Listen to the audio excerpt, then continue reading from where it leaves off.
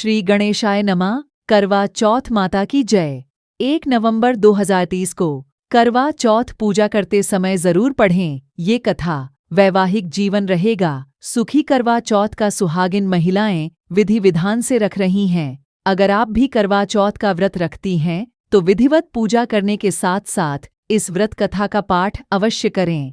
हिंदू पंचांग के अनुसार प्रतिवर्ष कार्तिक मास के कृष्ण पक्ष की चतुर्थी तिथि को करवा चौथ का व्रत किया जाता है। इस पावन पर्व में सुहागिन महिलाएं 16 श्रृंगार करके शिवजी और माता पार्वती की पूजा करती हैं। शास्त्रों के अनुसार इस दिन पूजा करने के साथ इन कथा का पाठ अवश्य करना चाहिए। कभी व्रत पूर्ण माना जाता है। आइए जानते हैं करवा चौथ व्रत कथा के बारे में। करवा चौथ व्रत की कथा। करवा चौथ की पौराणिक कथा के अनुसार तुंगभद्रा नदी के पास देवी करवा अपने पति के साथ रहती थीं। एक दिन उनके पति नदी में स्नान करने गए थे तो वहां उन्हें एक मगरमच्छ ने उनका पैर पकड़ लिया और नदी में खींचने लगा। करवा के पति उन्हें पुकारने लगे। आवाज सुनकर जैसे ही करवा दौड़कर नदी के पास पहुंची तो उन्हें देखा कि मगरमच्छ उनके पति को मुंह में पकड़कर नदी में ले जा रहा था। यह देखकर तुरंत ही करवा ने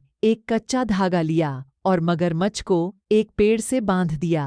करवा का सतीत्व इतना मजबूत था कि वो कच्चा धागा टस से मस नहीं हुआ। अब स्थिति ऐसी थी, मगरमच्छ और करवा के पति दोनों के ही प्राण संकट में थे। फिर करवा ने यमराज को पुकारा। करवा ने यमराज से प्रार्थना की कि वो उनके पति को जीवन दान और मगरमच्छ को मृत्युदंड दें, लेकिन यमराज ने उन्हें मना कर दिया।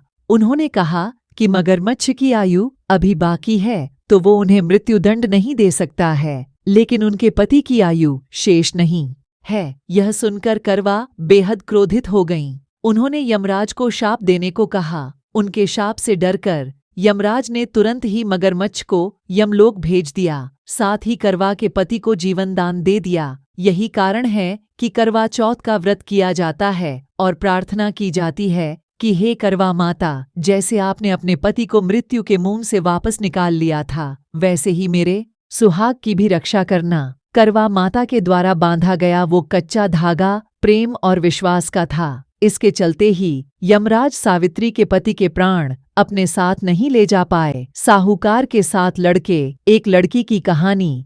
करवा चौथ की पौराणिक व्रत कथा। श्री एक साहूकार के 7 लड़के और एक लड़की थी। एक बार कार्तिक मास की कृष्ण पक्ष की चतुर्थी तिथि को सेठानी सहित उसकी 7 बहुएं और उसकी बेटी ने भी करवा चौथ का व्रत रखा। रात्रि के समय जब साहूकार के सभी लड़के भोजन करने बैठे तो उन्होंने अपनी बहन से भी भोजन कर लेने को कहा। इस पर बहन ने कहा, भाई अभी चांद नहीं निकला है, चांद के निकलने पर उसे अर्घ्य देकर ही मैं आज भोजन करूंगी। साहूकार के बेटे अपनी बहन से बहुत प्रेम करते थे। उन्हें अपनी बहन का भूख से व्याकुल चेहरा देख बेहद दुख हुआ। साहूकार के बेटे नगर के बाहर चले गए और वहां एक पेड़ पर चढ़कर अग्नि जला दी।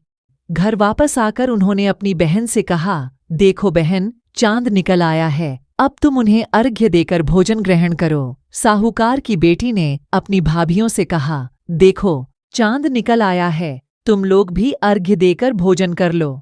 ननद की बात सुनकर भाभियों ने कहा, बहन अभी चांद नहीं निकला है, तुम्हारे भाई धोखे से अग्नि जलाकर उसके प्रकाश को चांद के रूप में तुम्हें दिखा रहे हैं। साहूकार की बेटी अपनी भाभियों की बात को अनसुनी करते हुए भाइयों द्वारा दिखाए गए चांद को अर्घ्य देकर भोजन कर लिया। इस प्रकार करवा चौथ का व्रत भंग करने के कारण विघ्नहर्ता भगवान श्री गणेश साहूकार की लड़की पर अप्रसन्न हो गए। गणेश जी की अप्रसन्नता के कारण उस लड़की का पति बीमार पड़ गया और घर में बचा हुआ सारा धन उसकी बीमारी में लग गया।